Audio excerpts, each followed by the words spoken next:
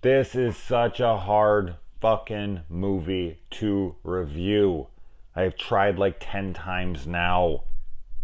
All right, let's talk about A.M.I. A.M.I. Artificial Machine Intelligence.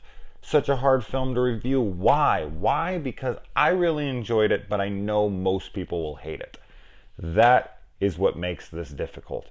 I also feel like giving away too much of the plot is going to hurt your experience watching it because I personally went into it blind and the experience of finding out what it was helped a lot.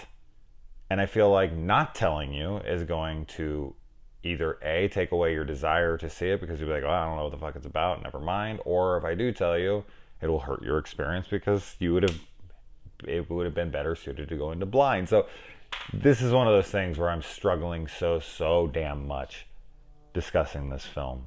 But I will say this, it is a B movie. It's like a knockoff Black Mirror episode, which thank you to Gabby Hernandez for pointing that out to me.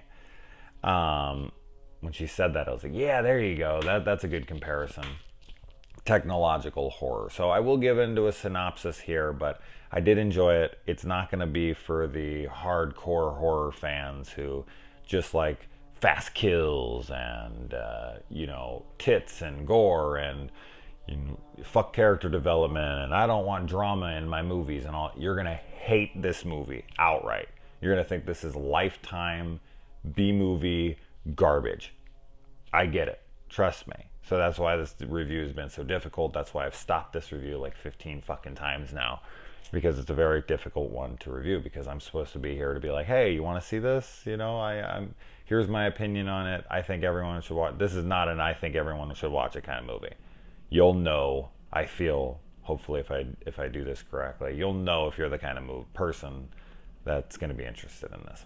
So I went in blind, and because of the poster, because of the title, I filled in the blanks on what I thought was this movie was going to be. Possessed phone, or a haunted phone, or a phone that can control other machines, or tries to get into your social life and fuck it up by connecting with other phones. That's not what this movie is about at all. Not at all. So going into it blind really helped my experience, because once it started to unfold, and I threw this in when I was uploading videos, and I just needed some time to kill because I didn't have anything else I really wanted to start, because I didn't have a lot of time. So I was like, fuck it, I'll just throw this on for like 20 minutes before I go to bed, see if it's worth coming back to tomorrow. And I ended up staying up till like 3 in the morning to watch this thing, because I was just like, I'm really enjoying this. It's not a great movie. A lot of people will hate this movie. This is the kind of movie you like, and you'll get a lot of shit for. Now, this is from director Rusty Nixon, who brought us a couple other very interesting movies. Movies that, yet again, you watch them and you couldn't recommend them, and you sit back and you go, it was ambitious, it was unique, and he made a movie called Candyland, and he also made a movie called Residue. They're both very interesting movies. This one is, as Gabby had pointed out, a Black Mirror kind of knockoff B movie with questionable performances in moments. It does feel cheap. It does feel like a Lifetime movie at times, I suppose, that will immediately turn off a lot of people. I don't feel like that's an apt comparison, but I know the people who will hate it would compare it to something like that. So that's why I pointed it out, I suppose.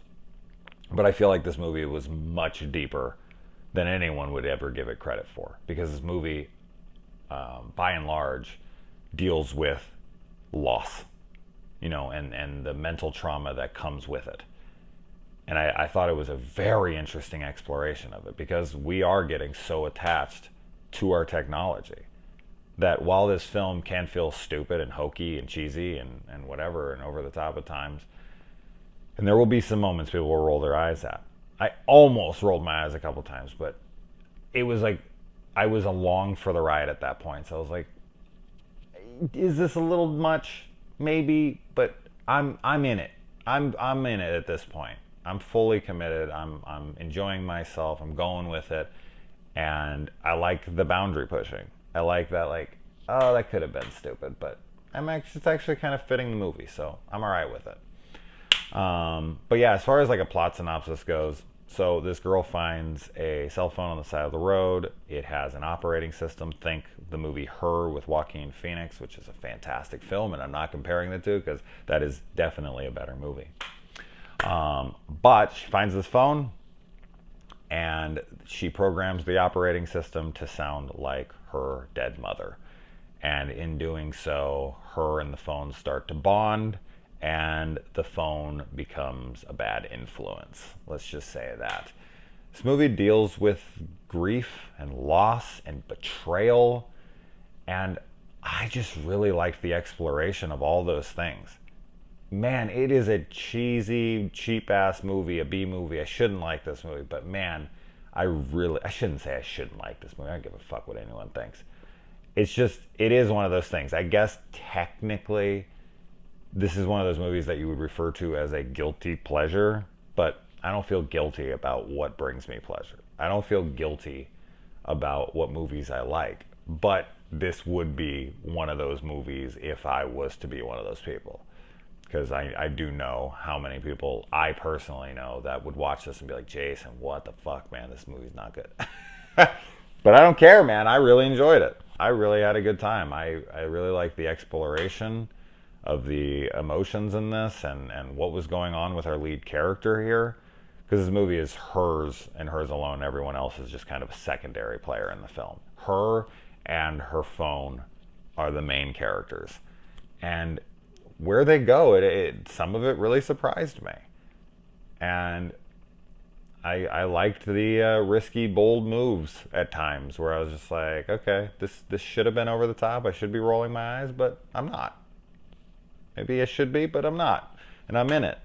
And I'm really curious on what people are going to think about this one if they check it out. It is currently on Netflix. I will get hell for liking this movie. There will be some people who check it out on here and go, Jason, whoa.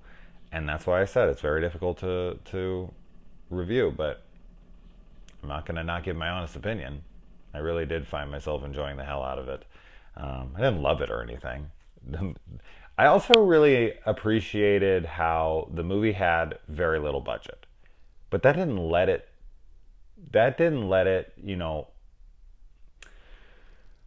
what am I trying to say here? That didn't stop it from what it wanted to achieve. Like, there's scenes where there's supposed to be something on fire. And I'm sure they didn't have the budget to do that. So instead, they just show the character with light illuminating on her face that represents fire. Like, it looks like fire that's on her face. So you don't have to show the car. So you don't have to show the house. So whatever. Smart. We don't need that. We can fill in the blanks. You don't need to spend an extra $100,000, $50,000, whatever, to fucking put a car on fire in a movie.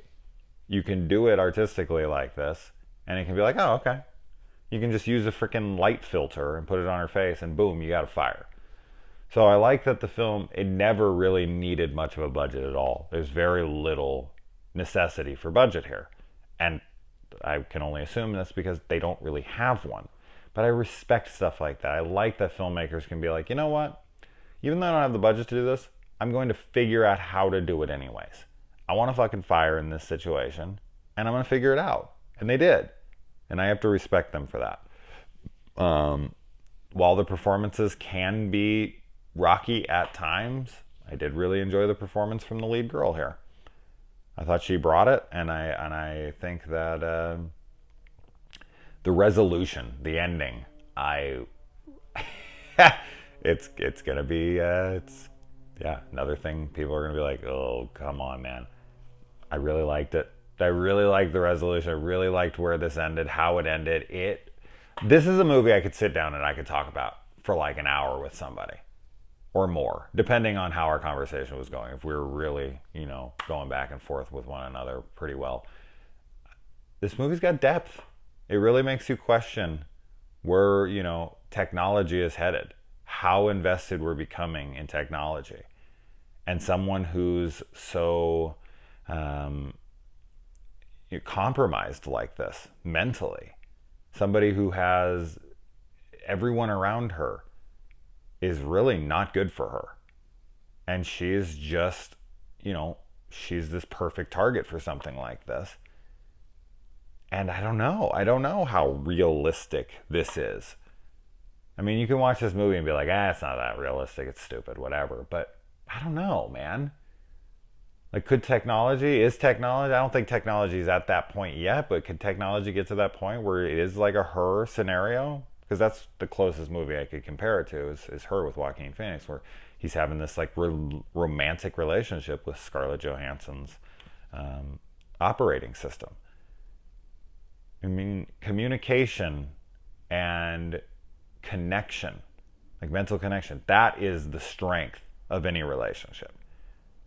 Everything else is secondary, whether it's physicality, sex, any of that kind of stuff. It's great stuff, don't get me wrong. But when it really comes down to it, what makes a relationship work, whether it be a friendship, a boyfriend, a girlfriend, a husband, a wife, or freaking anything, it's our communication, it's our connection.